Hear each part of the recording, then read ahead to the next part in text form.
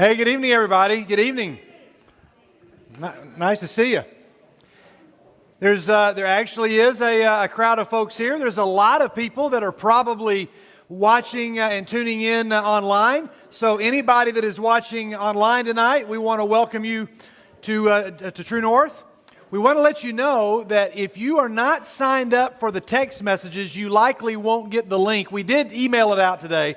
But if you want to get the link to watch live each week, you're going to need to text to get the text messages. So just be aware of that. If you're watching online tonight, you obviously got the link. So be aware of that. And in just a minute, we have our 4-minute party. I'm going to need some of us to go back there, and anybody that wants to stop by and say hi to anybody watching at home, if you have somebody you want to give a shout out to, that would be great. We're glad to have you guys here. We look forward. Use.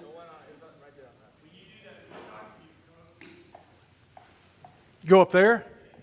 Oh, I didn't realize there was a camera there. I'm just now seeing it. Oh, okay, nice.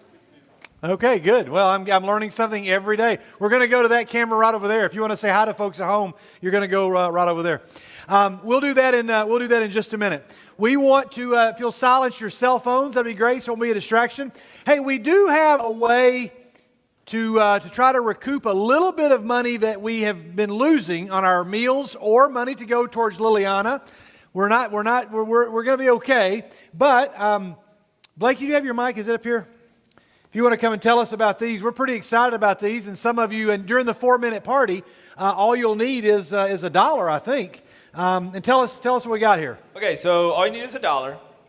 Pretty inexpensive. For most of the summer, we're trying to figure out, hey, what is something that we could kind of use to, put the MBYG everywhere. So we have made stickers that are $1 with our logo, the classic black, red, and white. What if I want 5 stickers? If you want 5 stickers, you bring up $5 and you get 5 okay, stickers. $1. Okay, very good. So it's $1 per sticker.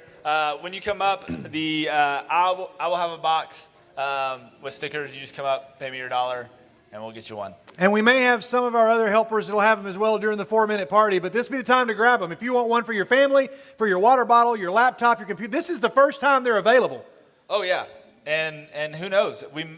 You never know. What I've learned about a pandemic is the first time could be the last time. And so you never know if we're going to get more in or not. And so this could be the only MBYG sticker we have for a long time. What I'm excited about is taking this down to Mexico, to Ensenada, and putting it in January, Lord willing, when I get to go down in January, to put it in at Flamazzo's on the grill. They've got stickers from all over the world. Yeah, it's legal to do. We're going to have this. Yeah, we're going to have this represented there. So if you want one of those, it's $1, and we got about how many we have? We have close to 400. So we want to try to get rid of all of them. So if you want an MBYG sticker, if you want to buy one for a friend, you want to give one to somebody and invite them with a sticker, you can do that. So if you're watching at home and you want one, we can work that out. Yeah, you can just bring $1 or send $1 with somebody else that's here. We'll figure it all out. We'll mail it. Who knows? Yeah, there you go.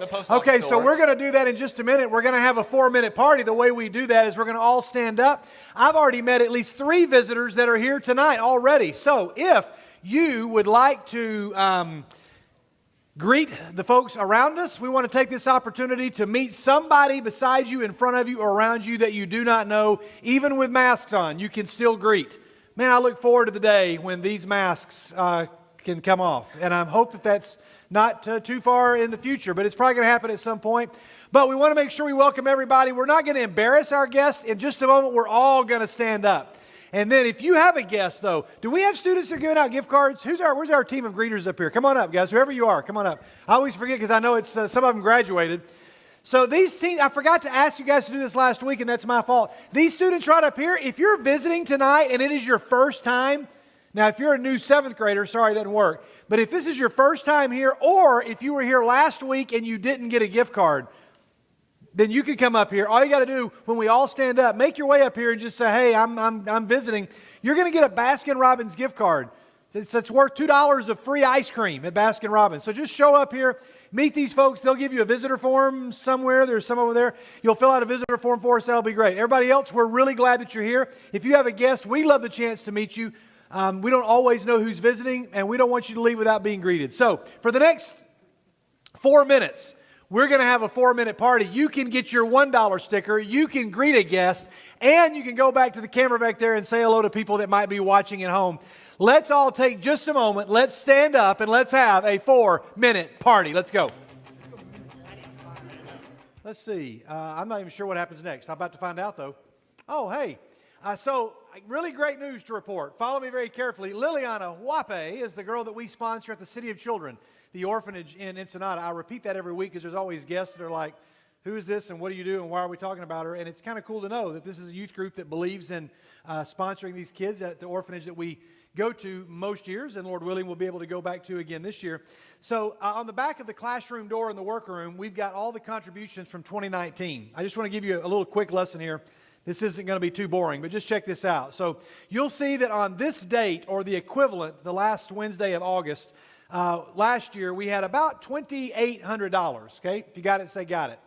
That's about where we were in 2019. Well, this next picture, I'm just going to tell you ahead of time, a little spoiler alert, it's a little depressing. So this is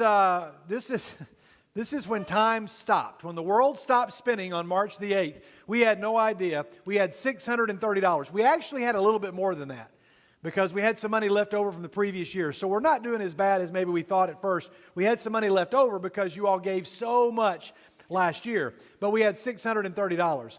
So last week we challenged you to give and try to beef that back up a little bit, and we had a family that said whatever the teens give, we're going to match. Here's the good news. You all gave last week, you all gave $515 that you all gave last week. That's all, yeah, give yourself, that's great. And then that automatically became $1,030 just like that we put into the fund. And so the good news is that whatever I told you we were supposed to have on August the 30th, I don't remember exactly what it was, but that's what we had when we last left off. And right now we've got somewhere close to 1,860, and we actually have a little bit more than that. And tonight I was just given a check for $100, so we can add 100 to that. So we're getting caught back up with Liliana. So good job, and thank you. Nice work. And we've also had another family that texted me and said, just, tell us how much do you need? And I said, well, we need some for Liliana, and we're going to need some for the EEM. We'll get to that in just a minute. I got a letter from Liliana. She drew this picture for you guys. I'm looking up something on my phone because I had my daughter translate for me this lovely letter that she wrote. Some of you that speak Spanish are going to be able to be a step ahead of me, and you're already reading the letter. But thank you to Annabelle, who I'm sure is probably not watching in, but Annabelle sent me this translation. She says, Liliana says, hello, I'm feeling very excited to be going back to school, making new friends, and getting to know new teachers and learning new things. I'm sad because of what happened where you all could not come and see me this summer. The memories that we made with each other were very sweet. I'm spending my time playing, drawing, and learning about the Word of God. I miss you all a lot. I hope you all are doing well. I will be praying for you all. I wish you better.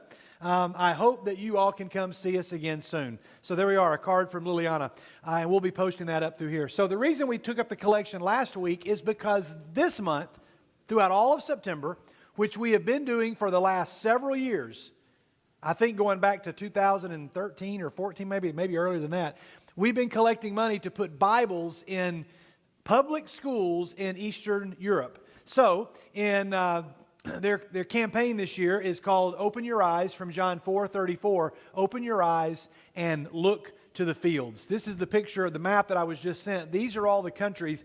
The colors, some of them want Bibles, some of them want books translated into their language. So there's a color coding, I don't know what all the colors mean.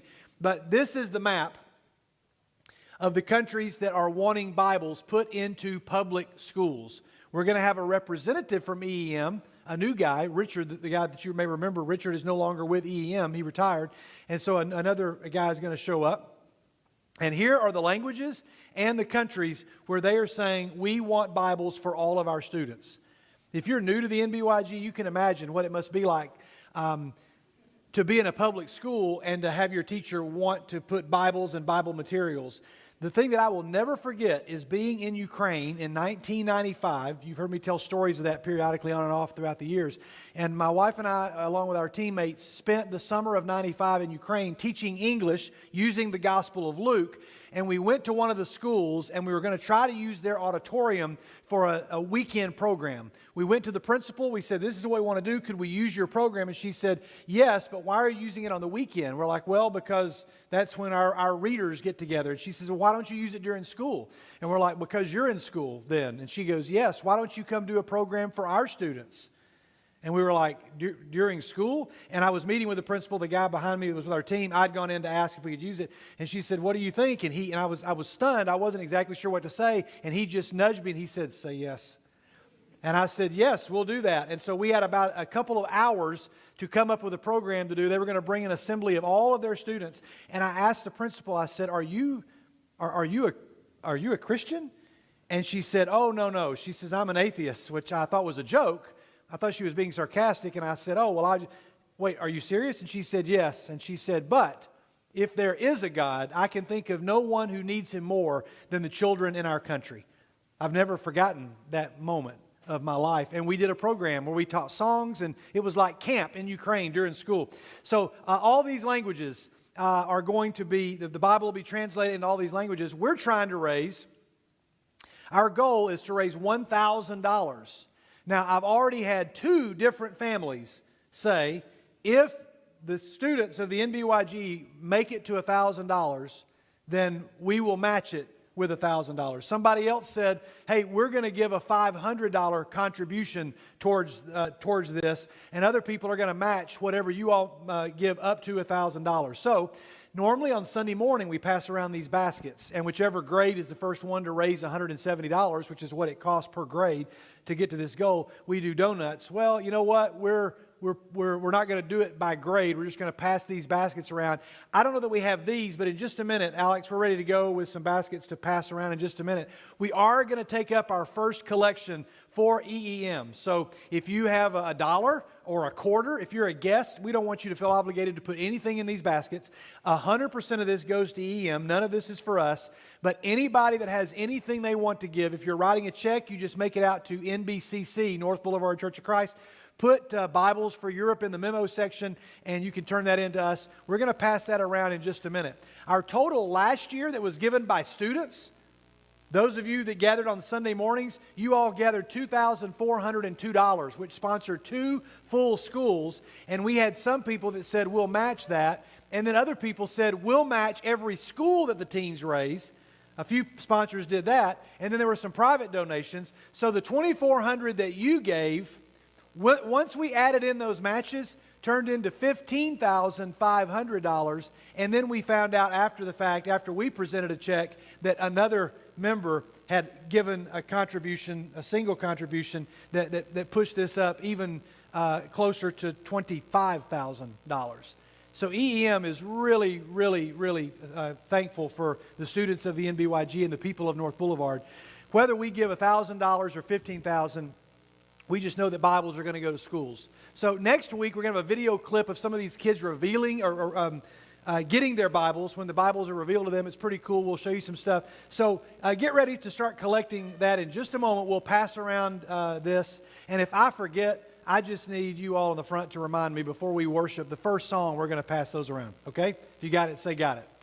I love EEM's mission statement, the Bible. We want everyone to get it. And so if you want to follow them online or look up any information about them, there's how you can do that, and we'll have representatives from them. So that's coming up in just a minute. Guests, don't feel obligated to help with that unless you want to, but our members, at least bring $1 or something. We're going to do it every Wednesday in September. So every True North, no money's going to go to Liliana unless you specifically say, hey, I collected this for Liliana, I want it to go to her, then of course we'll do that.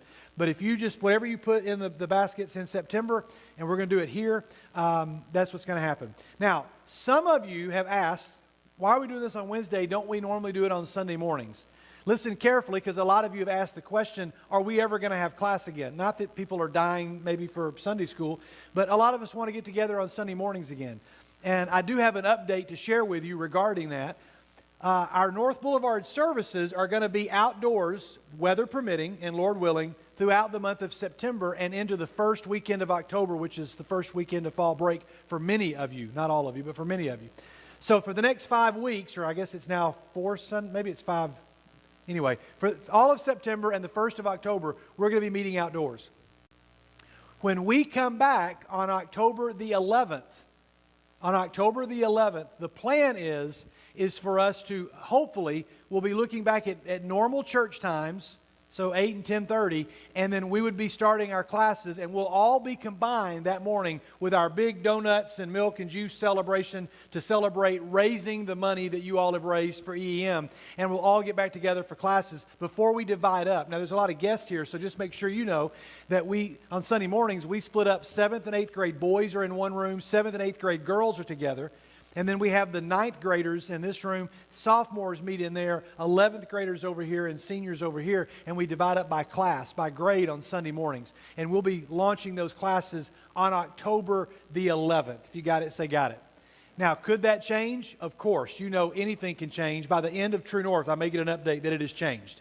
But that's the plan as it is being presented and shared tonight to the shepherds. They've given me permission to mention that here. That's the plan of what we're going to try to do with classes on Sunday morning. We'd love to have you back with class with us in October, and we'd love to start building class identity. Now, having said that, I realize this is a lot of information for True North, and you're like, let's do something fun. Oh, we got some fun things coming up, but I want to make sure you hear these things, because giving this information is important. So in September, we're going to be probably using Sundays, maybe some weeknights, to try to get some of the grades together, either up here or at home. So we may say, hey, 9th grade, we're going to meet at somebody's home just to get the grade together so you can begin to build some grade identity. I have had about 5 or 6 of you that were in my sophomore class last year that have emailed or texted and said, hey, we go through John. We only got through John, I think we got through John 15 or 16. And they're like, we only were like 6 or 7 chapters away. Could we finish that? I'm going to be sending an email out to those of you that were in the sophomore class last year, meaning this year's juniors. And we're going to try to meet in our classroom at least a few more final times and try to make our way and finish our way through John, because there were about 7 or 8 of you that really wanted to do that. And I feel like if you're that awesome to want to do it, we're going to make it happen. So be looking for that. That's a lot of stuff going on, but all grades, 7th through 12th, we're going to find some times to get together. Seniors, I know you are already getting together each week. We want to try to get all grades together during September until we launch classes in October. That's a lot of stuff. Everybody got it? Now I think we can move on past all that stuff and move on to something a whole lot more exciting, our Pictures of the Week. Why are they exciting? Because tonight I decided to bring in a guest commentator to help me evaluate and talk through what's going on in the Pictures of the Week. I've been excited about this all week long. For those of you, how many of you watched True North live maybe I shouldn't ask this publicly because it might be embarrassing, but how many of you tuned in when we were broadcasting and it was just Blake and I and about 5 people in here recording? How many of you watched and joined online? So you got to, oh good, that's good. You got to meet a whole lot of special friends, and one of them is here in person for, I don't know if it's their very first in-person appearance, but would you give an NBYG welcome to Jack Piercy, everybody. Bring him on up. Come on up, Jack. Come on up. Jack, come right over here. We're gonna put you in this seat right over here. All right, now I'm going to lift you up here. Ready? Ready? Here we go. Okay, have a seat there. I'm going to give you this awesome NBYG microphone, and I think it's already turned on. So there you go. Can you just hold that for us? You can hold on to it. Just hold it right there, and you can talk into it. Just make sure you don't necessarily have to touch your mouth to it, but nobody else has. So it should be clear. Should be good. It's all been sanitized. We're all good. Do I need to scoot him up a little bit? I'm going to scoot you up a little bit because your dad's trying to record over there. There we go. All right. Jack, you're ready. You mean business. You're ready to go. Hey, Jack, how old are you now? Tell us how old you are. You talking to the mic there. 4.5. Okay, 4.5. All right, very good. And you've got 2 siblings at home. They may be watching at home right now. They might be watching. So you want to say hi to your brother and sister? Okay. Hi. Okay, good. We got that done. Check that off the list. And we move on.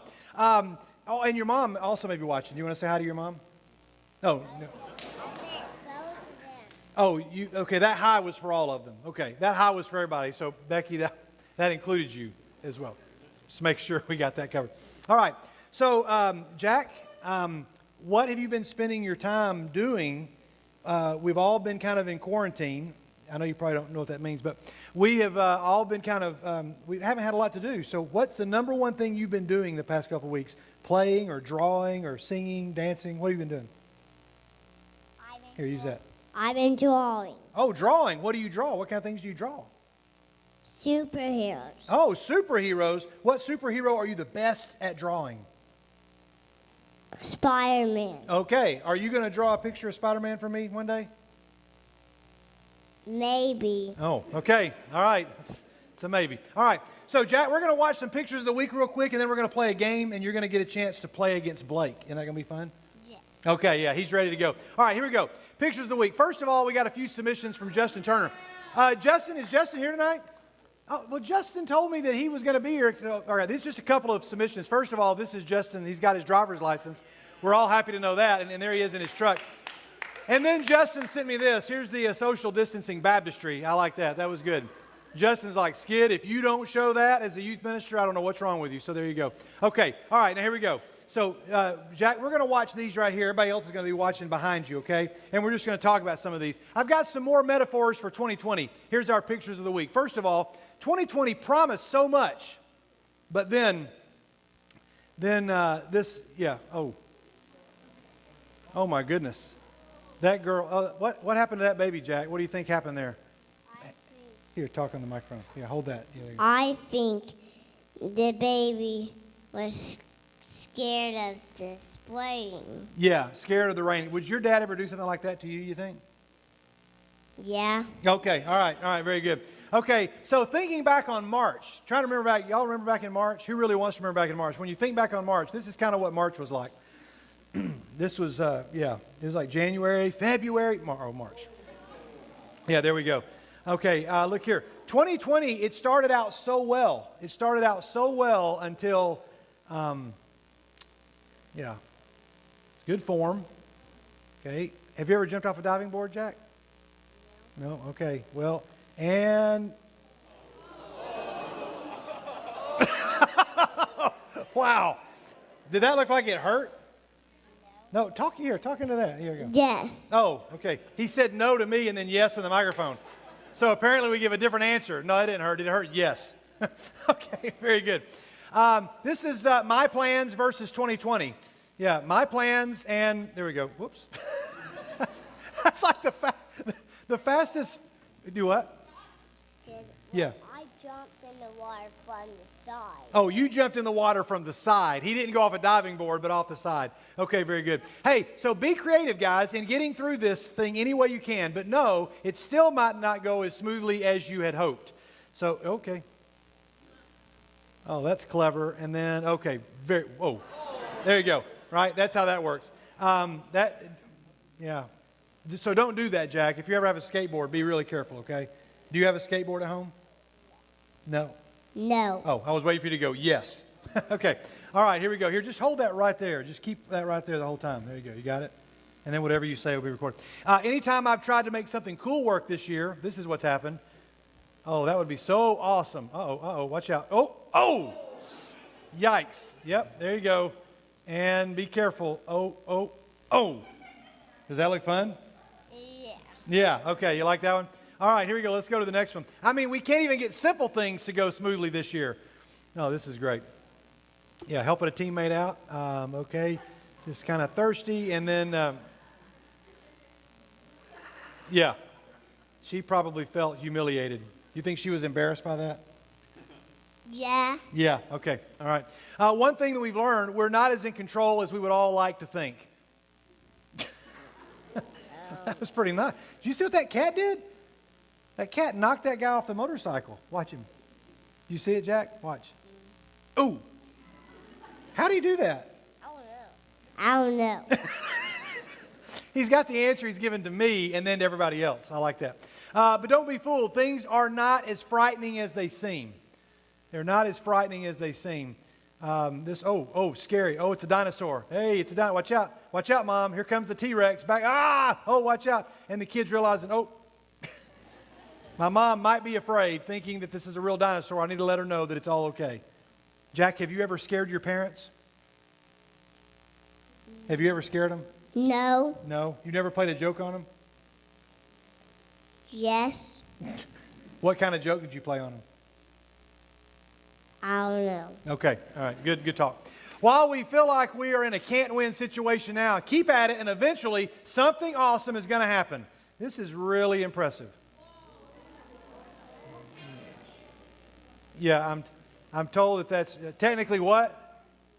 Oh, well, you said it loud enough. I thought maybe we all want to know. Maybe that's staged. I don't know. That probably isn't a legal bowling move. Have you ever been bowling? No. Would you ever go bowling with me sometime? Yes. Okay, we got to make that happen. If we went bowling together, who do you think would win? I'm good at rolling balls, so me. Oh, you're good at rolling balls. Okay, he's already talking trash up here. Best way to describe how I feel as a leader this year to this point is like, yeah. No, this is a classic GIF. We've all seen this one, but that's exactly the way I felt the entire year long. Hey, and a quick reminder that regardless of who you are, everyone can contribute to make things better. Yeah, everybody can. Nice work. Do you like to jump rope? I never did it. Oh, okay. Maybe your cousins could get Gus to do that. You think they could? You think Gus would do a jump rope like that? No. That's his cousin's dog who's about that tall. And then here's the prayer. Here's the prayer for 2020. I love this. That pretty much is, my mom sent me that. That's pretty much the prayer for 2020 right there. Hey, give Jack we're going to start here, Jack. Give Jack a big hand for your pictures of the week. Nicely done. Good job. All right, hey, we're going to try to take I'll back up there. Okay, this is where we're going to need a sound mic from the computer. Blake, come on up here.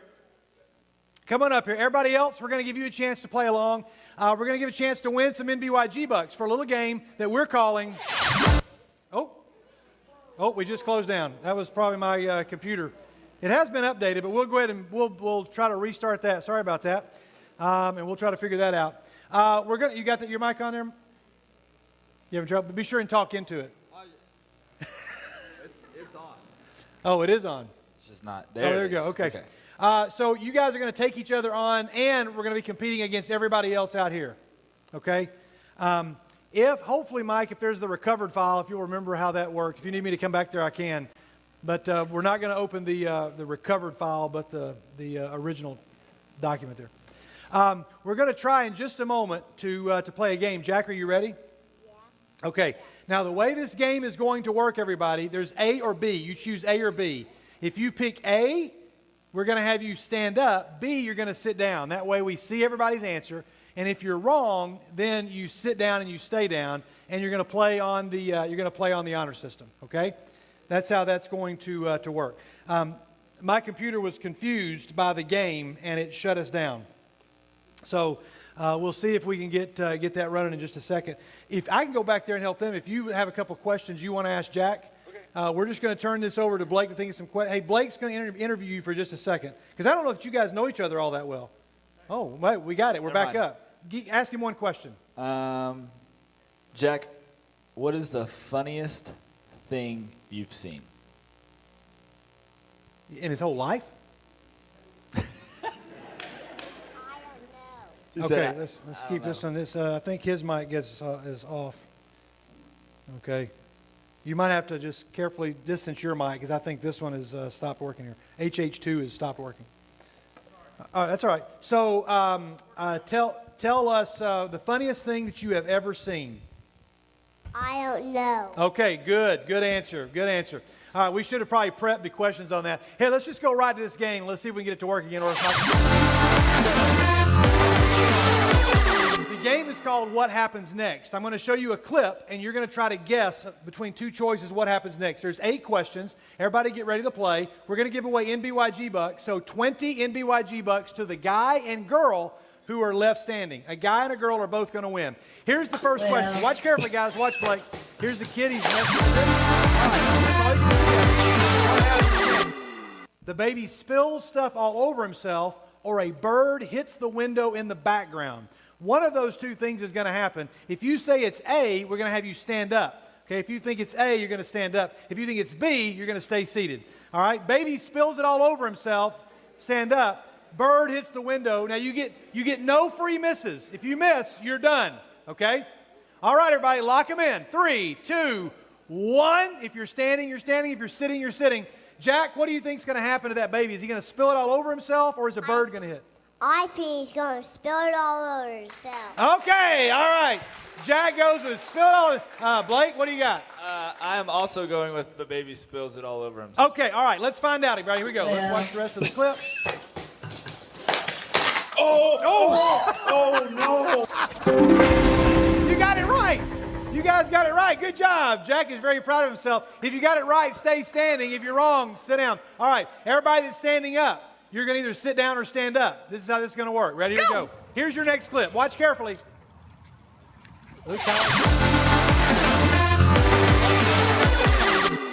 A dog comes out of nowhere and takes him out, or he trips and falls face first into the pile of leaves. What's going to happen? If you say A, stay standing. B, sit down.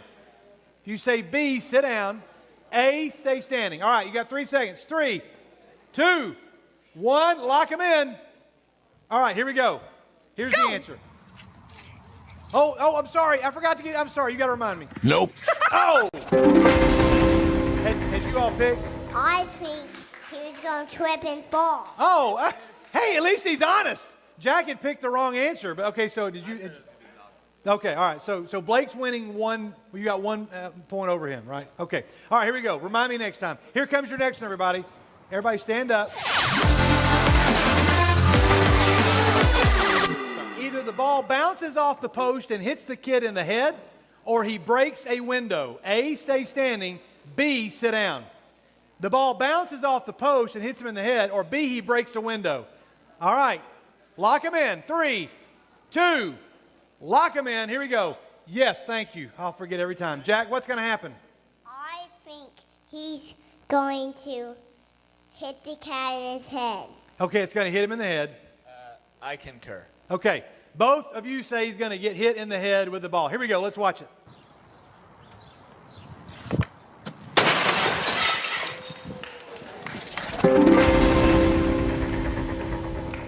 Where's Owen Toombs? Is Owen Toombs in the room? Is Owen here? Yeah, Owen, that kid kind of looked like a younger version of you. He looked very. Have you ever done that? Have you ever broken a window with a hockey puck? Okay. All right. Now, if you're still in, raise your hand. If you're still in. All right. Here we go. Here's the next one.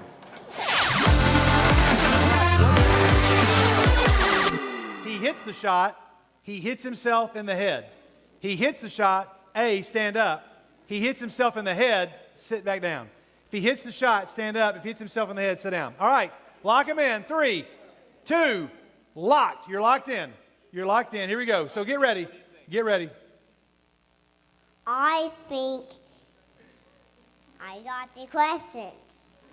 He forgot the question. Is he going to hit the shot or is he going to hit himself? I think he's going to hit the throw. He's going to make the throw. Okay, he's going to make the throw. I'm going to go with B. Okay, all right, very good. So here we go, guys. A, if you're standing up. B, you're sitting down. Oh, okay, all right. So, if you're wrong, you're out, sit down. Everybody else, if you're still in, just go ahead and stand up. If you're still in, stand up. Honor system only now. Honor system, everybody. Here's your next one. Watch carefully. 2, 3. She catches her. She doesn't. Okay, if you say she catches her, stay standing. She doesn't. B is down. All right, Isaac. Okay. If it's A, Isaac wins automatically. Here we go. All right, she catches her. What do you think is going to happen? Oh. I think he's going to catch her. Okay. Blake just popped Jack in the face with a microphone. Are you okay? Good. Yeah, he's good. He's good. Okay. All right. He wants the tooth fairy to come, so we're trying to make it quick. Oh, the tooth fairy. Good. Okay. She doesn't. I forgot the question. I forgot what happened. It's contagious. You all should distance. Okay, here we go. 1, 2, 3, go. Oh! Well, we didn't catch her. All right, so Isaac, you're out. Everybody else, if you're still in, stand up. Watch carefully, guys. Some of you are going to be eliminated by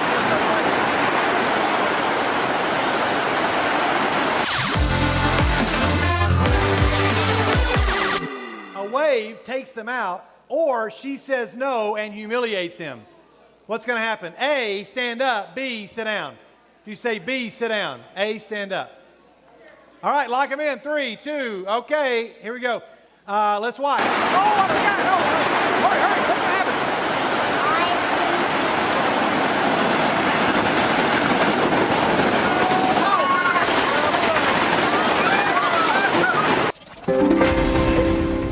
Okay, my bad. I cannot remember to get your answer before. All right, a wave takes them out. Now, hey, we still don't know. We still don't know what she said. I mean, it is technically true. She could have said, this is a sign. No way.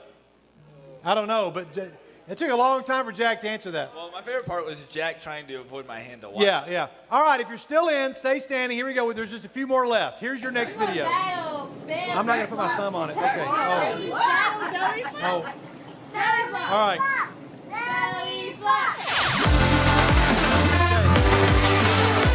Here's the question. You're going to see a massive belly flop or he falls off the roof. A, massive belly flop, stay up. All right. If he falls off the roof, B. Okay, here we go. Lock him in. 3, 2, 1. All right. Standing. You guys said A. Here we go. What do you think? Belly flop. Belly Belly flop. flop. What do you think? Anything from the rooftops, B. Okay. All right. A and B. Here we go. Backflip.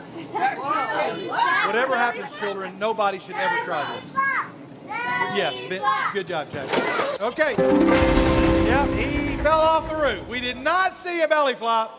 And thankfully, we didn't see him hit. All right. If you're still in, stand up. If you're still in, stand up. We got to go fast, guys. Here we go. Here's one. There we go. Don't let go. Don't let go. Okay. And.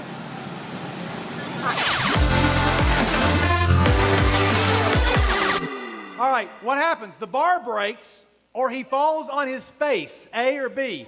A or B. The bar breaks or he falls on his face. Okay, we got some A's, we have some B's.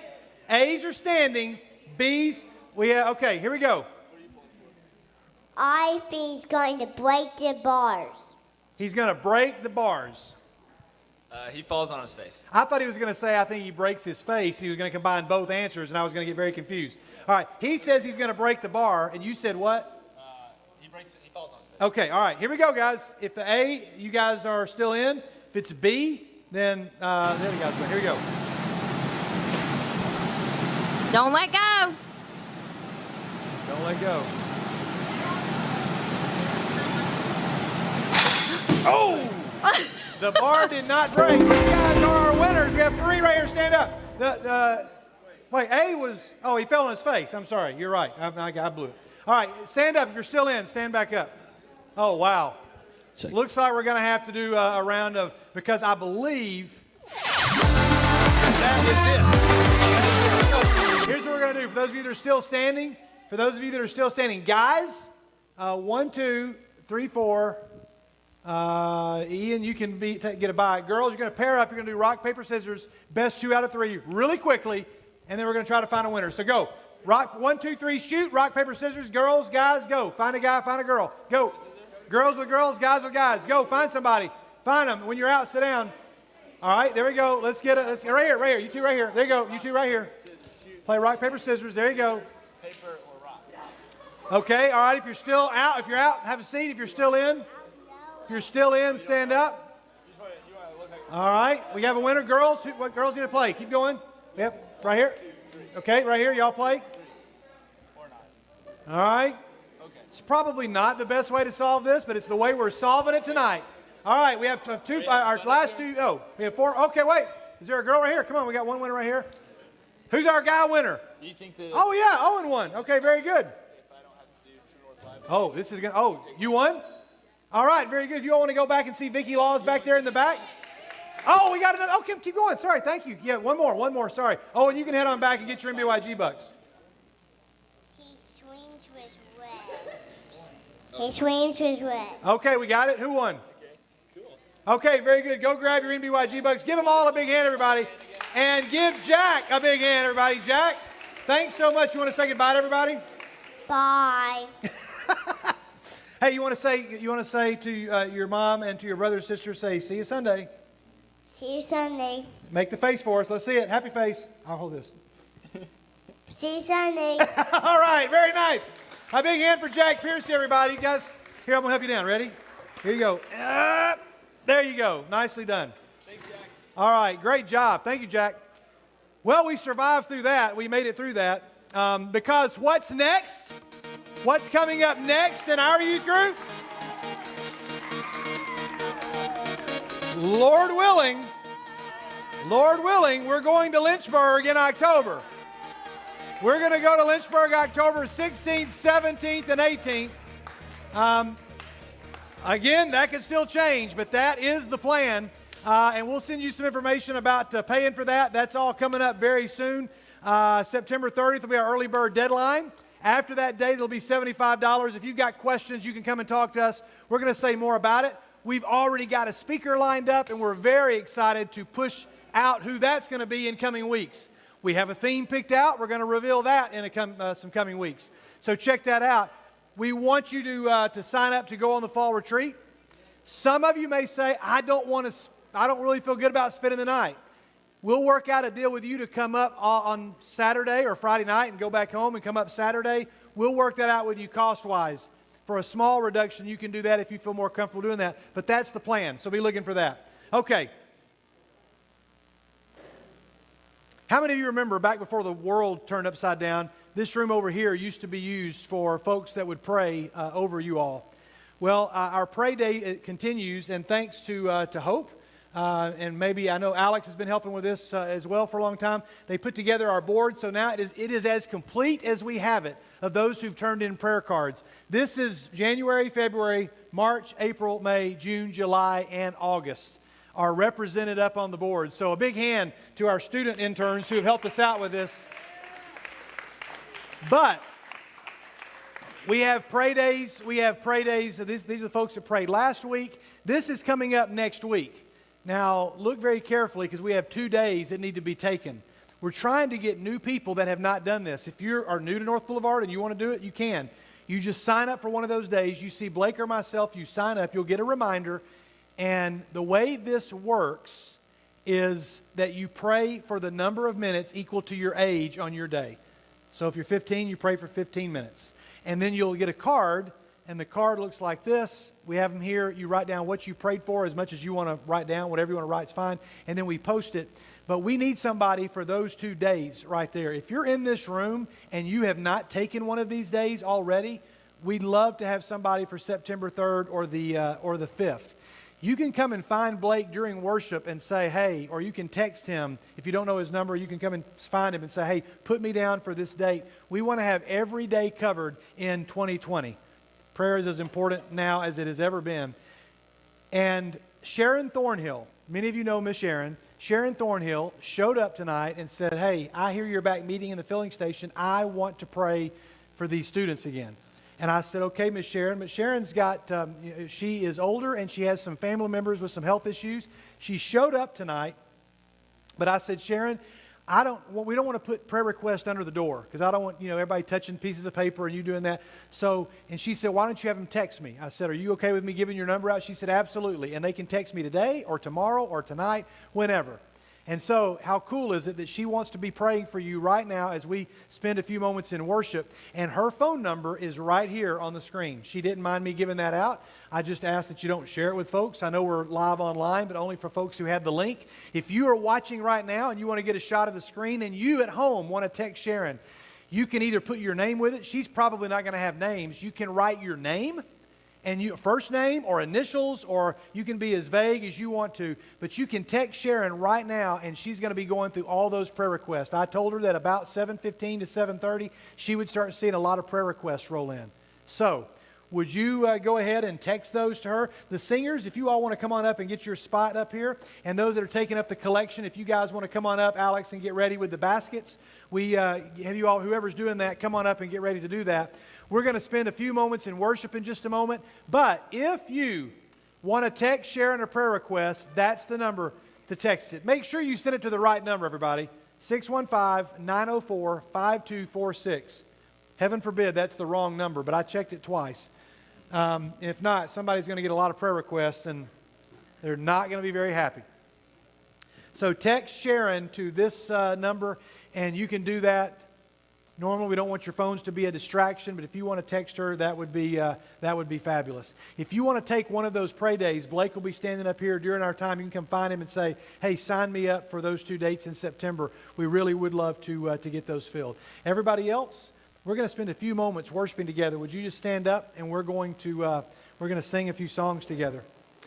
During the first song, if you've got the collection baskets are coming around, I'm going to ask those holding them, if you'll just walk up and down the aisles and put the money in those, and make sure we get to the back of the room as well. If you've got a collection, an amount you'd like to give for the Bibles for Eastern European missions, put those in these baskets. If you don't see them come down your aisle or they miss you, just go find them. Okay, Jake, go ahead and start doing that if you'd like. Let's sing a few songs together. You guys ready? Wonderful, merciful Savior, precious Redeemer and friend, who would have thought that our land could rescue the souls of men? Oh, you rescue the souls of men. You are the one that we praise.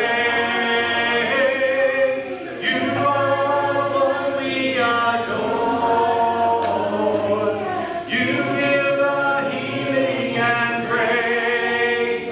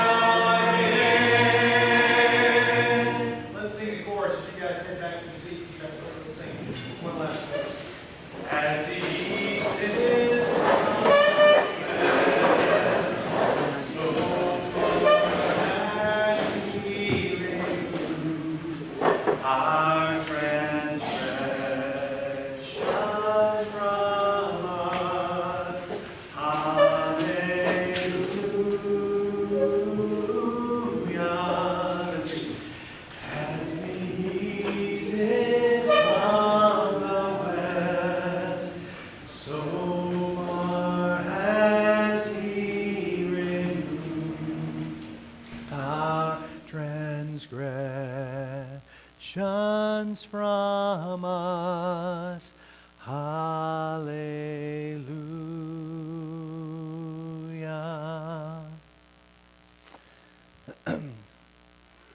We want to welcome everybody again.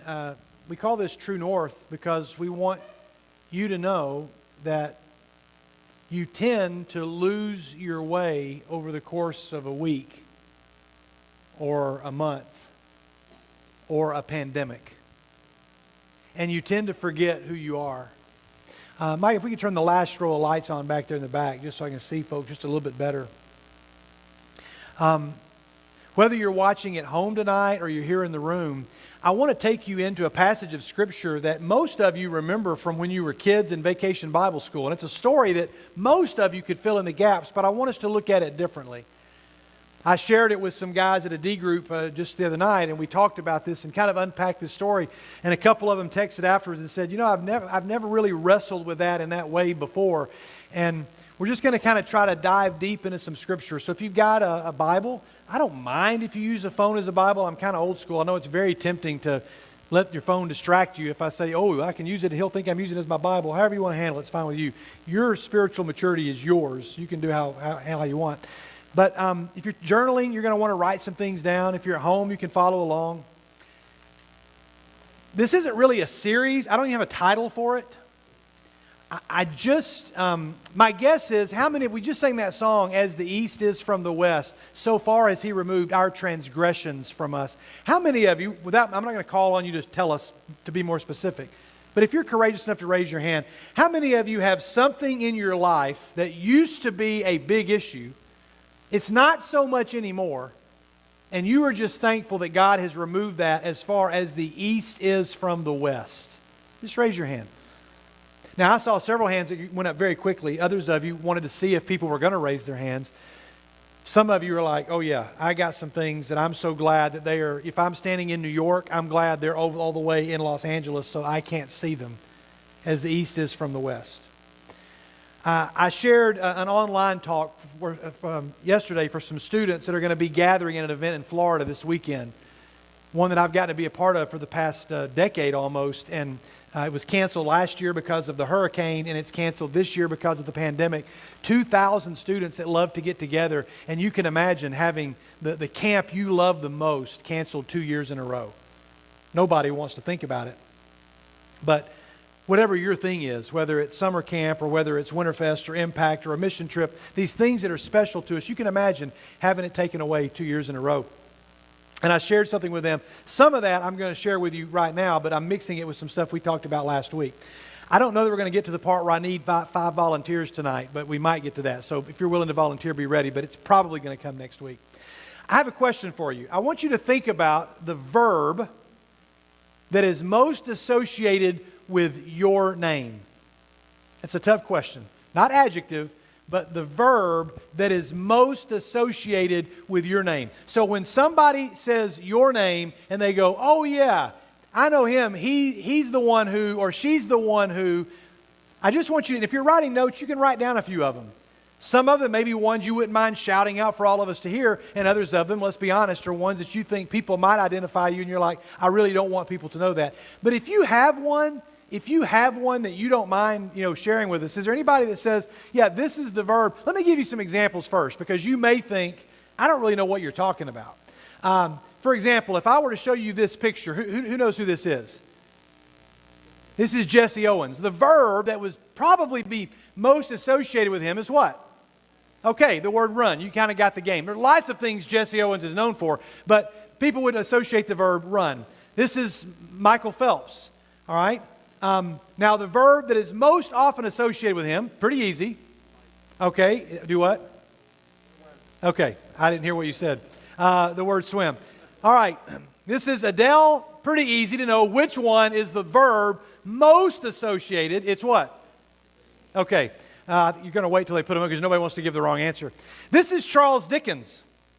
The word most associated with him might be, it might be right. It's certainly not comb or brush or shave or wash. I don't know, but there's Charles Dickens. Honestly, I did not know what Charles Dickens looked like until yesterday. If you had shown me this picture, I would not have known who it was. I would have said it's the ghost of Christmas past or somebody. All right. So this is Pablo Picasso. The verb most associated with him is what? Okay, good. You guys know the game. You're doing very good. The verb most associated. You got it. Very good. Okay. Now, I want you to tell me what verb, somebody in the room, a verb that maybe not the most, but just a verb that is associated with you. Anybody have courage over here to raise your hand and tell me a verb that's associated with you? Okay, EF, yeah, what's the verb? Okay, well, she says screw up. Okay, what'd you say? Oh, grow up. Did you say grow up? Oh, I thought you said, well, I'm sorry. I thought you said, there's been times in my life where that's the verb that's, well, I'm sorry. Okay, grow up. All right, somebody else over here. I'll try to listen more effectively because I could not have gotten that more wrong. Somebody over here. Everybody's afraid to answer now. Who'll give me a verb that's just associated with your name? Oh, come on. Yes. Right. Okay, very good. Thank you. Who's got another one? Yell. Okay, Isaac says yell. I'm not going to argue with that. Yeah. Fix. Okay, all right, very good. Anybody else got a verb that's most associated with your name? Who's got one? Yeah. Laugh. Okay, very good. I love these. Now, these are not, you're not known by everybody for all these things, but most of you would say, oh yeah, those verbs, those of us that know those people are like, yeah, that makes sense. And we could probably fill in the blank. Maybe you wrote, or you were thinking of draw, or compose, or teach, or some of you it's lead, or others of you it's serve. There's a verb. There is an action that you're known for. Now, some of you naturally think of a sport that you play or some talent that you have. Some of you thought of a quality that you possess. But there's a verb. What would be the verb most associated with God? What's the verb that you think God most wants associated with His name? Now, I want you to, don't shout it out, but if you have a guess, raise your hand. I just want to see if you've got a guess. I'm curious to know how many of you have the same guess. And I'm not saying there's a right answer, okay? So I'm not saying you're wrong. But when I point to you, just say them really quickly, and I may not be able to hear you, so if I can't, speak up. Okay, what'd you say? Okay. Love? Love? Okay, if you said love, put your hand down. Lots of hands. If you have something besides create or love, put your hand up. Anybody have another one? Yes, in the back. Teach, okay. Forgive, okay. Those are all right, and they're all great. I was expecting love to be a common one. But I think Gary up here, Garrison, I think is onto something. To do this, we have to go to the very beginning of the story. We're going to go to Genesis, which begins with, in the beginning. Okay, that's how the whole story begins. And if you can see just the snippet that I've pulled out of this particular passage, in English, in the beginning, God, the fifth word in your Bible is the word created. But if you go and look at it in Hebrew, you're going to see this word here. Now, you read Hebrew from right to left. All right, that first word there, if you're reading it in Genesis, it's bereshit. It's all one word, bereshit. You've got to be very careful saying that word. Just make sure. But bereshit, which means in the beginning, bara. You'll see the emphasis on that, bara. And when you say it, you'll be glad you have a mask on, because trying to speak Hebrew is a corona nightmare, because you are hucking up all kinds of stuff everywhere. Bereshit bara Elohim. So just say the word bara. And you're not really saying it right unless you can feel it. Bara. You kind of feel like you're coughing something up. All right. Now let's don't say anymore, because I don't want to spread germs. But Bereshit bara Elohim. In the beginning created God. The way the Hebrew language is structured, we have this verb. That's the verb. And it's as if God is saying, this is the thing that I do. Do I forgive? Sure. Do I love? Yep.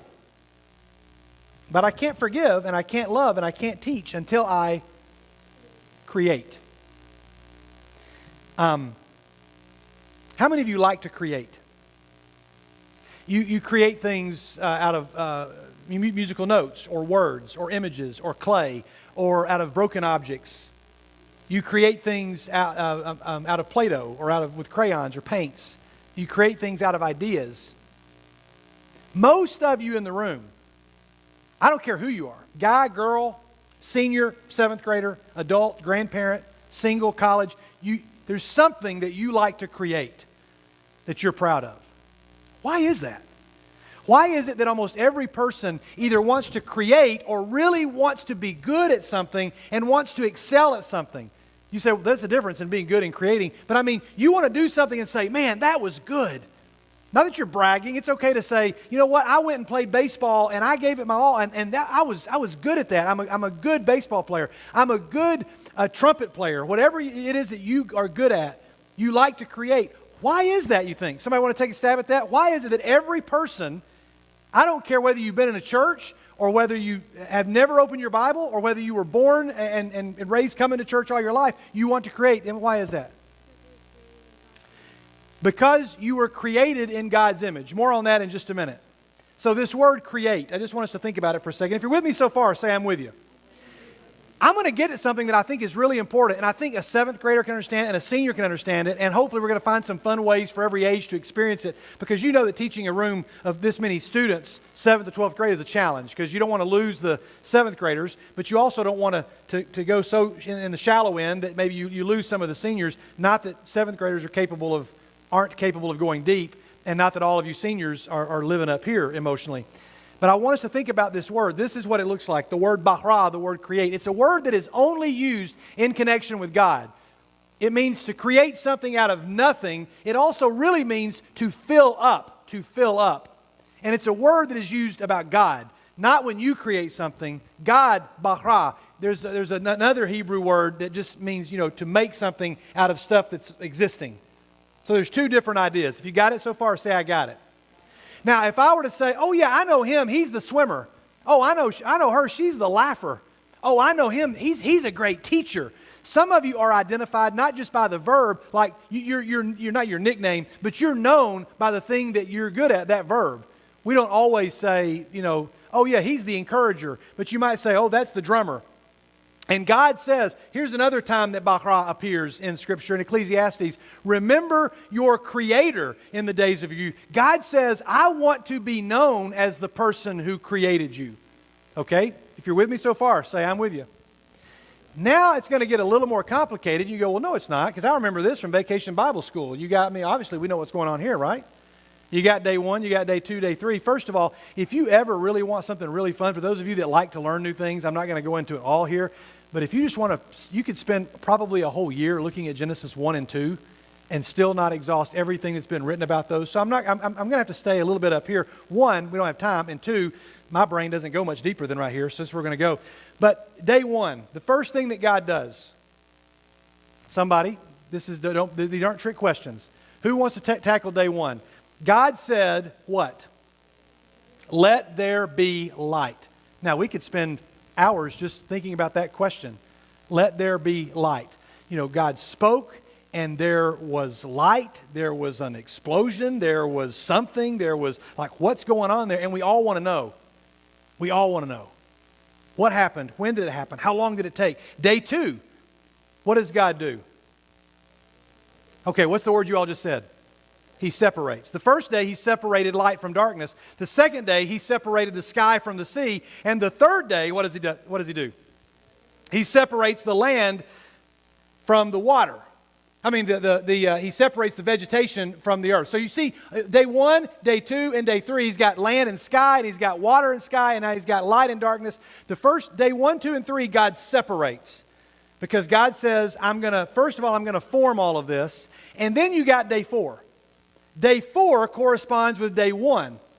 There's a whole lot of Hebrew stuff going on here that nobody really probably cares to know. Some of you do, and you should investigate it. But day 4 corresponds to day 1. He's no longer separating. Now what is he doing? He's now filling. Bara, he's filling it up. He's separated light from darkness. Now, I know. It's a Wednesday night. You've been at school. I know that right now you're thinking, oh my goodness, I want to laugh some more, do something fun. This is really important. Because the number one thing God says about himself in the very first pages of Scripture is, I want you to know that if there's one thing I want you to know about me, like if somebody came to me and said, Skid, you got 5 minutes to tell me about yourself, what things would I include in my 5-minute introduction of myself? What things am I proud of? What would I want people to know that I like to do? I've got a water bottle. I meant to bring it here tonight. I've got a water bottle that's got all these stickers on it, and I spent a lot of time picking out stickers. My family will tell you that over the while, and I'm really persnickety about stickers that touch. I don't like my stickers to touch. And so I had to fit them all together like a Tetris game, but I wanted a water bottle that if somebody said, tell us about you, I could say, here's my water bottle. And if you see my water bottle, I'll try to bring it next week. If you've ever seen it, you know that it tells you pretty much everything you need to know about me. I mean, it'll tell you, pretty much everything. Things that I like, things that maybe I'm good at, people in my life that are special, moments that are special, special places. It's all right there on my water bottle. And this is me. God says, if I got one sentence, I want you to know that I separate the light from the darkness. As the east is from the west, so far as He removed our transgressions from us. He says, there is something, who can I use as a volunteer? I don't want to pick on anybody, so volunteer. Okay, Isaac, I saw your hand first. He says, Isaac, there are things in you that are light and there are things in you that are darkness. And he says, the number one thing I want you to know, Isaac, I'm not here to punish you. I'm here to separate the light from the dark. I'm not here to beat you up over the dark stuff. I mean, to go back to the mistake I made earlier, see, you got the things in you where you screwed up. You ever screwed up before? Okay. Have you ever grown up before? Okay, right. So he says, I want to get to the growing up and not the part where you screwed up, okay? And I apologize again for mishearing that earlier, but it makes for a good point here. He says, you got the parts where you goofed up and you got the parts where you grew up. Let's separate those. And then let's really focus on these. Some of you and some of your friends believe in a God who says, let's separate this and let's talk about all the stuff you did that you goofed up and what a big disappointment you were. Because I made you, and this is not the way I made you. I'm so disappointed in this. This is not the way I wanted to turn out. All right, so he says, I'm going to separate light from darkness. Day 5 comes along, and it corresponds to day 2. Because now he's already separated the sky and the water. What's he going to do now? He's going to fill it up. He's going to fill it up. He separates, and then he fills. Follow this. And then day 6 is when he brings in land, animals, and man. And then his crowning achievement is creating humans. So here are the days of creation. And then every day we're told, and the evening and the morning were the first day. And the evening and the morning were the second day. The evening and the morning were the third day, and so on. Until you get to day 7, it says that God rested. You look in your Bible, it never says, and the evening and the morning was the 7th day. We're never told that. Did the writer leave something out? All kinds of people want to speculate as to why it doesn't say that. But it's just very likely that God wants to say something very meaningful and say, we're still living in day 7 where we're going to enjoy creation. Isn't it good to know that God created Isaac and he said, I create Isaac. Whenever you've created something, do you write music? Okay. Now, I know that sometimes you write something or a poem and you're like, it's never good enough. You keep thinking. But at some point when you paint a painting, when my daughters create things with watercolors or with weavings or with pictures, at some point they say it's finished, right? And it's done. And I'm not going to touch it anymore. This is the way I need it to be. It's done. And God finished Isaac and he said, Isaac, it's done.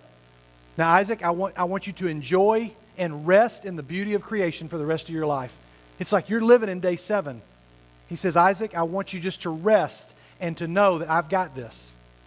Now, it's very important you all hear this. This is going to be a multi-part story unfolding.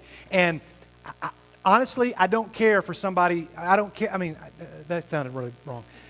I know some of you are going to be like, I don't care to know this.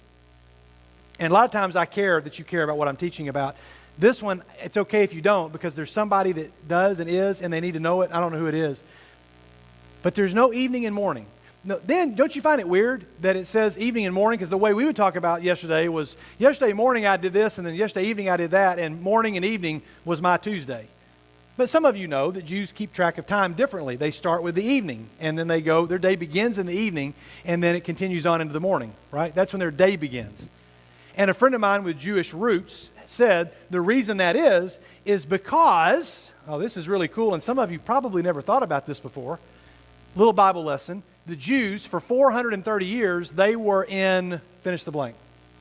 They were in slavery in Egypt, and they were forced to make bricks, and their entire identity was consumed in how many they could, and if they did not enough, then they were punished. And so all you had to know about your life was, I got to make this many bricks. If I don't make this many bricks, then I'm not worth anything.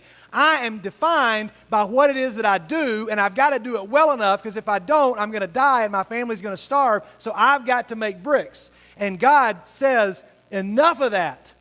You're not supposed to be in slavery. I'm going to pull you out of slavery in this land called, and I'm going to take you to a land that I promised to give you.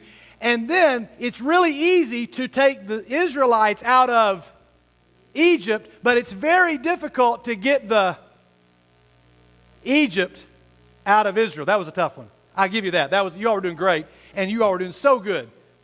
It's very difficult to get the Egypt out of the Israelites because they wanted to go back. And God's like, Jack, why do you want to go back to Egypt? Why would you want to go back to Egypt where your only identity was in how many bricks you could make? Like your verb was make bricks. That's like all you were known for. That's all you would ever be known for, including your friends and your family, the people you loved, was making bricks. And so God says, I want you to know, and Jews will say that it begins at night, because guess what? The first thing that a Jew does to start their day is what? Somebody say make bricks? No. It was a good answer. But no. The first thing, I like that. The first thing time to make the bricks. The first thing that a Jew does is what? They go to bed. They rest. They start their day, because a Jew, this is what blew my mind. This Jewish friend of mine, or he's not Jewish, but he's got Jewish connections. He said this. He said, God wanted us to know that you're not defined by what you do. If you wake up in the morning and go to do this, then that's who you are by what you do. And God said, you're not defined by what you do. You're defined by who you are. And I want you to start by resting, and then you'll go to work. But let's rest first, because your identity is that you're mine, and I made you, and I rested because I said, Isaac, you're enough. The way I made you, you're enough. You don't need to worry about what I'm going to be and what's going to happen. And what does God want you to create things? Of course. But that doesn't define you. So many people in our culture wrestle with their identity because they live in an Egypt where they say, you're only as good as fill in the blank. So in cartoons, whenever somebody sees this image, what do you know? Goofy has just done what? Goofy's just had an idea. Because the way we show it in cartoons is a light came on. You even use the phrase, right? You're like, oh man, and then a light bulb turned on, or I saw the light. It means you understand something. It's like God saying, let there be. It's like God had a really big idea. Imagine a huge light bulb. And somebody says, no, go back to creation. Was it 24-hour days? I need to know. I had a student sit across from me at Far East about 5 years ago, and they said, the reason that I do not believe in God is because I cannot believe that God created the world in 6 24-hour days. And he leaned back and crossed his arms like this. And I said, really? That's what's holding you back? He said, yep. So I just can't believe. He had emailed me and said, I don't believe in God anymore. And I said, okay, so can we meet and talk about it? Sure. And I said, that's what's holding you back? He said, yep. I said, you realize the Bible never asks you to believe that? He goes, well, don't you believe that? And I said, well, I'm just telling you that the Bible, Genesis is not a history book. It's not a science book. I said, first of all, I'm confused as to how it could be 24-hour days when we don't even have a sun until day 4. So who knows what day 1, 2, and 3 is going on? And then, but do I have to know how God created the world? Do I have to know what happened in the beginning to believe it? I said, you should be more concerned about the way it ends, because we're all going to experience that. But none of us were around. Well, eventually one of us and then 2 of us were around at the beginning, but we can't talk to them. I don't have to know what happened in the beginning. And God goes, wait a minute, Genesis isn't even about that. It's not about how many hours and how many days and what happened and is it evolution and is it this? He says, no. Genesis, listen to me, students. Genesis is really God's letter to you saying, one time I had a really, really great idea. And I said, let there be light, like the big giant light bulb above Goofy's head, except it's not God, it's Goofy.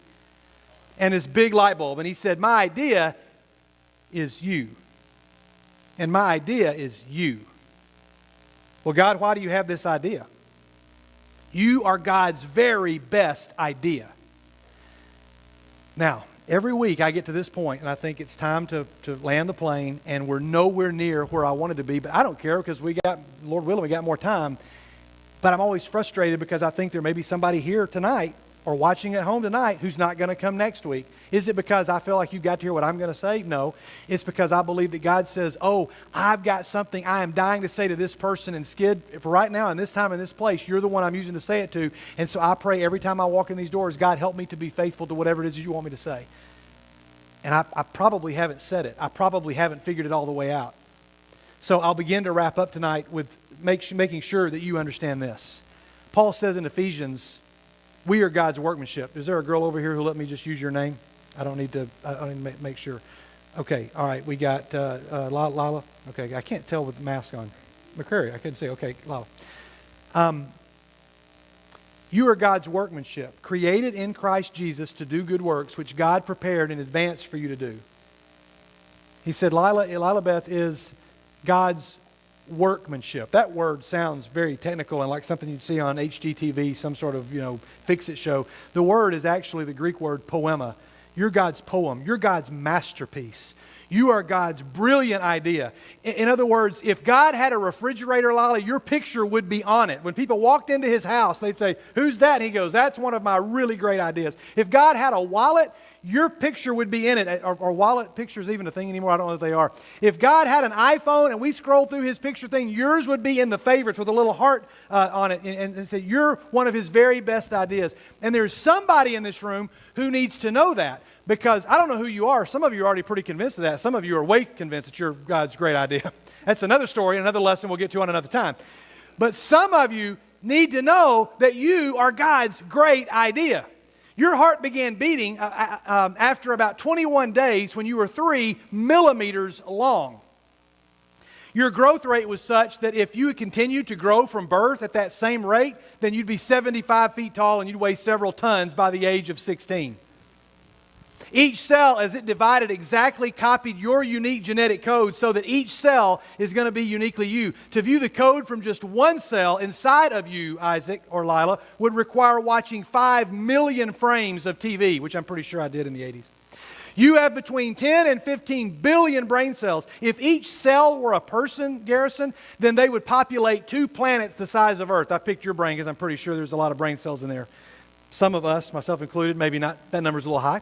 From the 266 days from conception to your birth, one single fertilized cell became a staggeringly complex organization of 200 million cells. This is what one of them looks like under a microscope, everybody. And if you look at this and you say, what all is in there? Well, you've got decoding systems and central memory banks, storage and retrieval systems, control mechanisms, replication factories, protein molecules, amino acids. It was a great idea. So great that one scientist, Francis Collins, who was an atheist, said, I want to look at cells, and he realized all the stuff that was in a cell, and he said, you know what he found out, Landon? He said, what are the odds that everything in that cell is just enough to make sure that Landon is alive and lives and breathes and can go and play baseball? What are the odds that one cell, just one of the millions in your body, has all of that stuff? And he said, Landon, let's imagine you take 10 pennies and you write numbers on them with a Sharpie 1 to 10. You think you could do that? You could pull that off? You think you could put those in a bag and close it up, and we're just going to draw those pennies out? And I say, Landon, here's the goal. You're going to pull them out in order. 1, 2, 3, 4, 5, 6, 7, 8, 9, 10. And we're going to sit here until you do that. So you reach in, the first one, you pull out a 1. We all get really excited. Landon reaches in and pulls out the second one. It's a 4. And we're like, oh, you goof up. So you put them back in. We try it again. Landon, how long do you think we'd sit there before you pulled out 1 through 10 in order? Okay, I don't know. There's a mathematical, I'm sure if Randy Hobbs were here, he would tell us before the thing was over. But there's that, we could probably figure it out. But Francis Collins said, when I did the math and I figured out the best way I could describe it, the odds that one cell in your body has all of that stuff are the odds of me putting 10 pennies that I put Sharpies on in a bag and pulling them out in order, not once, not twice, but 239 times in a row. And guess what Francis Collins said when he saw that? He said, you know what? I can no longer be an atheist, because when I see that, somebody's in charge of this. This was a really good idea. He broke down the DNA code. Time magazine recognized him with all kinds of awards along with other presidents. He wrote a book called The Language of God. If you're fascinated by this stuff as I am, go and read it, because he said, this is how I decided that I could no longer not believe after seeing what I see, because I know, Landon, Francis Collins will say, if I took all of the DNA out of you, well, you'd be dead. But if I took it all out of you and you could still live and I could put it back in you, and I stretched it all the way out, even though you're taller than the average person, I'd stretch it all the way out. It would go from the earth all the way to the moon and back 6,000 times. That's inside of you. So this kid who says, I just can't believe that, I'm like, can you explain that? And I said, God's not asking you to believe in 6 24-hour days.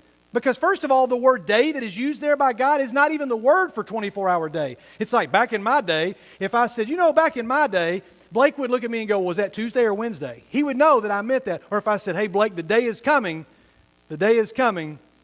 when Georgia's going to beat Alabama. And I hope it's not this season, but it's probably going to happen at some point. The day's coming. He'd be like, what day is that? I got to know what day that is. Well, it's just, I'm using the word day in general terms. The day is coming. God uses a word for day in Genesis that it does. The point of Genesis, I'll close with this. The point of Genesis is not how the world was created. The point of Genesis is, I took chaos, listen carefully because this is the last point and it's really important. I took chaos and I brought order to it. The word is tovu vavohu. It's pronounced differently by different people, but it's Hebrew for chaos. Tovu vavohu. It's a great word to say when you don't want to use a bad word. But you just mean everything's falling apart. Oh, tovu vavohu. And God said, I took the tovu vavohu of the galaxy, Lila, and I separated the light out of it. Because I'm the creator. That's the verb I want you to know, Lila. More than any other thing I do, I create. Because guess what? The day is coming. Probably not every day for Lila, because I know a little bit about her personality and her heart. But the day's coming when she's going to do something that she doesn't like. Or somebody's going to tell her, I don't like you. And it's going to make her life fall apart. And she's going to be in the dark. Some of you are over here in the dark. Some of you over here in the dark. Somebody sitting at the tables, you are in the dark. And God says, don't open Genesis and look for how many hours it took to create the fish or the dogs. Or I was telling Blake earlier, Adam was bringing the animals and he said, name them. I'll call that one the rhino. That's a platypus. That's the dog. And he's like, what's that? I'll call it the cat. And God goes, what? I didn't make those. Anyway, sorry. That didn't work. Maybe you love cats more. Sorry, Vicki. I'm sorry. God did create cats. Just for the record, God created cats. Those are one of his very great ideas. And I do happen to like cats. They just don't ever like me. But he said, Lila, if you're in the dark, I want you to know that I separate the light from the dark. So, next week, if you've experienced darkness, as I personally can tell you that I have over the past 3 months, if you've experienced the darkness, would you just show back up next week and hear more about God's... Because not only did he have a really great idea in creating you, he has a really good purpose for you. He's got more great ideas that he needs your help with. But there's a liar. There's a liar who says, yeah, God's got lots of great ideas. You're not one of them. I mean, they are. Lila is. But you're not. And some of you have believed it. Some of you have believed it. And we want to try to break that next week. So we'll stop there. I'll say a prayer for you. And this wasn't even the first half of where we wanted to go. But we're going to dive back into Genesis next week. God, thank you for today and for tonight and for all of these awesome ideas that are sitting in front of me. And you thought all of them up and you love them, and they are enough. They're not to be defined by what they produce or how impressive they can be. They're enough the way they are. And to the enemy who whispers in them, the way God made you is not enough. You have to be something else to be pleasing to the world or to others. Help us to break those lies. And that's going to be really tough to do. It's really going to be difficult because some of us have believed them for decades and some for only 10 or 15 years and some for only a week. So be with us as we come back. It's through your son's name that we pray and we all say together, amen. Thanks for being God's great ideas. Have a great night. If you want to buy a sticker, come and see it. If you want to sign up for the Pray Day, find Blake. If you want to sign up for the Pray Day. If you have a question, I'll hang out up here for just a moment.